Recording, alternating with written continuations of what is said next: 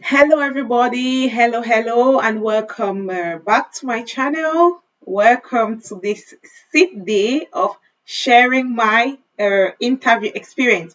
I hope you enjoyed the first 5 days. That was last week. And if you've not done that, if you're new here, I'll just plead on you to go and watch the experience I shared last week.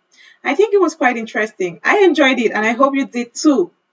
So today we're going to talk about cash. We are going to talk about cash. Can we really talk about an interview session without bringing in cash into the whole show? I don't think so. It's only when you bring in cash that it spices up the whole thing. So today we're going to talk about cash and my experience concerning salary negotiation during the interview process. So that is what we are in for today. So, how did it start? For those who are new here, you might be lagging behind and you need to watch the previous videos to catch up.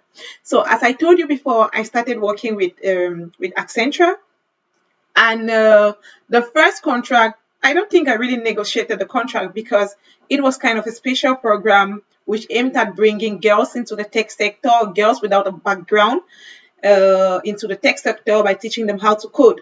So after the boot camp and the internship, those who were selected, they drafted a contract and they sent it to us. Like, okay, if you're comfortable with it, you can sign. You can sign the contract. I read through the contract, and yeah, it's not like I had any question about it, or I even questioned the salary, or I even tried to like negotiate. I just accepted the contract the way it was. So there was no negotiation phase. I read everything and I accepted everything with the salary which they offered. And yeah, that was because I didn't even know what I was expected to do. When you're just new to the field, it's true I had done the boot camp, but the competencies were still not. I couldn't even sell myself. So that was the point. So I just accepted that contract the way it was, and yeah, that was it. I didn't ask any question. Maybe I could have even asked the question. I don't know, but I didn't ask any question concerning that. So that was the experience with the first contract. Now for the second contract, when I was moving from Accenture to Capgemini, it was a little bit different because by then I had done my research. I knew a little bit about the tech sector. I knew a little bit about my function, my job. I knew like I knew a little bit about my skills. So by then I got some information already. Even though, as I said in the previous videos, I didn't really plan to change the job. I didn't do a research on how to negotiate the contract or anything. So once the interview, and then let me just go back a little bit to explain to you my experience in Italy. In Italy, most often this is how it is.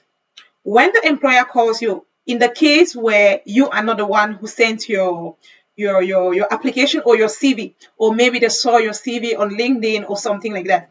So once they call you, the first thing will be to know you, and then they are never going to end without asking you how much you earn, how much your previous employer gives you, which is a little bit weird because I don't think that that's a question which is supposed to be answered, because what you're going to give me does not depend on what I'm getting now. And the second thing they're going to ask you equally is how much you expect if you have to change your job, which I think is normal because when you want to change your job, it should equally meet with their budget. But most often they want to know how much you're taking, and then based on that, maybe you can be able to negotiate later for an increase, but based on what you're taking. So for the second employer, when I started the interview, they already told me what they had as budget. So I started the interview, and then at the end of the day, I found myself in the negotiation phase after I had done my research and everything. When everything was okay, and they told me, okay, your interview was positive, your technical interview was positive, and now we think you can come and let's talk about the contract. Let's talk about the cash aspect of it. So I went there, and yeah, I tried to. They had proposed based on what I was taking earlier. It was kind of a 8% increase, 8% increase in salary. But I was able to discuss based on some few research I did concerning the job position, concerning the experience. And by then I knew a little bit. It's true I was not very much experienced. I just had 1 year experience or so. So at the end of the day, we reached an increase of around 17%. So that is what I was able to get. So we left something from 7 or 8% to 17%. And it was interesting. It was really, really interesting. But I didn't know what I signed. Like, actually, I didn't know what I signed. Because based on that increase, it went with a lot of responsibilities. I mean, a lot of responsibilities. And it happened that I'll even work overtime.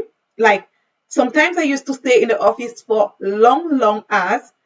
I wouldn't be paid overtime just because they are like, yeah, the money we are giving you, it's enough to cover up for this. You are normally supposed to do the function for during the required number of time, but if you didn't do it during that time, it means you were not efficient enough, you were not competent enough to do it. So it came with a bit of struggles and all the like. So that was the first increase. Now, later on, when I changed from CAP and went to my new employer, that was equally another negotiation phase. And given that I had done a change before and I equally knew more about the industry, I had acquired certifications in things which I believe were important for my career. The approach too was different. And then, when you reach a point where at least it's not like you're at the top, but you're not at the bottom. You know what you can give, you know what you can offer, you know your strengths and you know your weaknesses. You equally can play on that to negotiate your salary. So the second salary increase was from, you guys should excuse me a little. There is a noise here which I don't really like.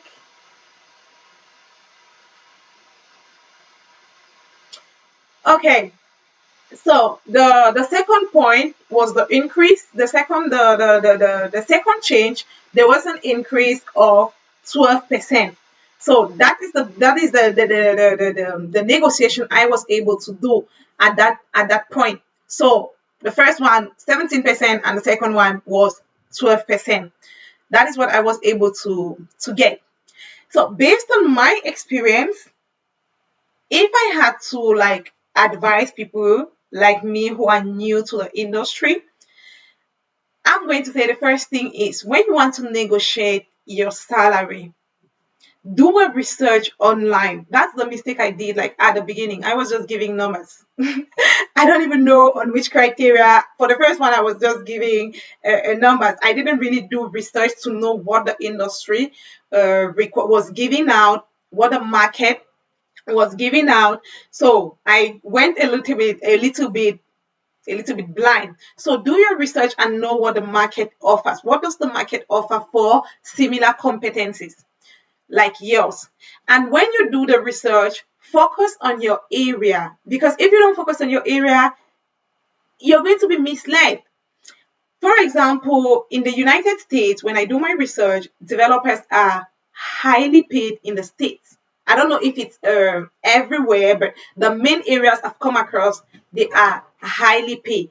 So if you're in Italy, for example, and then you want to negotiate a salary, and then you're using USA as your target, it's not really going to work because it's really, really different. The payment in Italy is so, so, so different.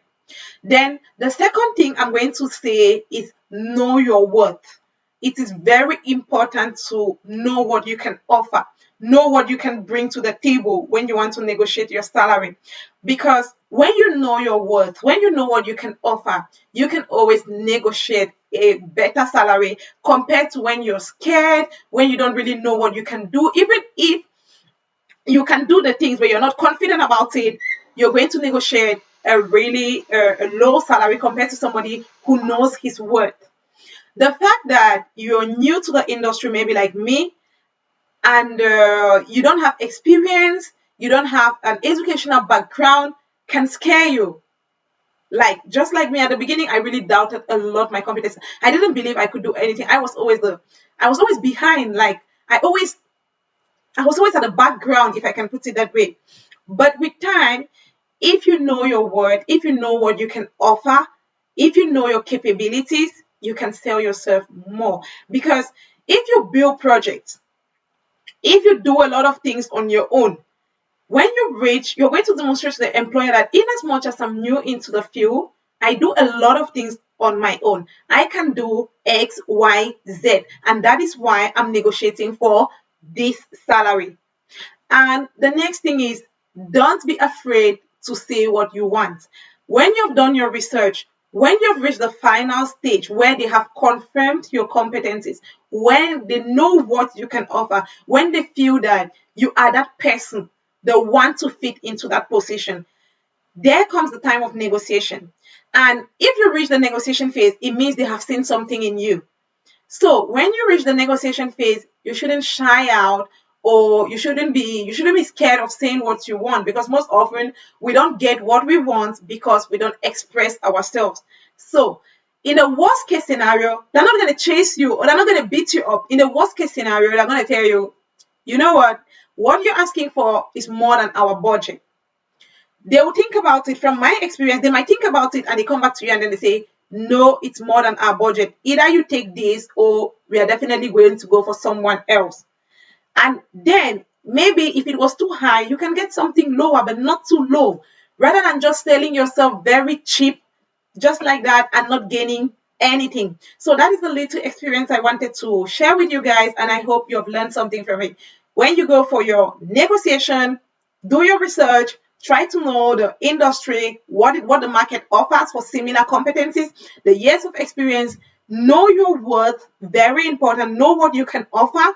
Don't oversell yourself, and then don't undersell yourself. You need to give yourself that worth which is equivalent to your competencies. So sell yourself at that what you know is not yeah, I think you've understood. I've said that already. Then thirdly, don't be afraid to say what you want. Say what you want. Nobody's going to beat you up. Nobody's going to chase you. You have already proven to them that you can do something for them. So that is what I wanted to share with you today. I hope you have been able to learn something from this. And we are going to continue tomorrow, still in this how do they say it? My English has gone on holiday. Okay, I think I'm going to end here. Thank you very much for watching, and please don't forget to thumbs up, subscribe, share with your friends, and let's keep coding. Bye bye. Ciao, ciao. Bye bye.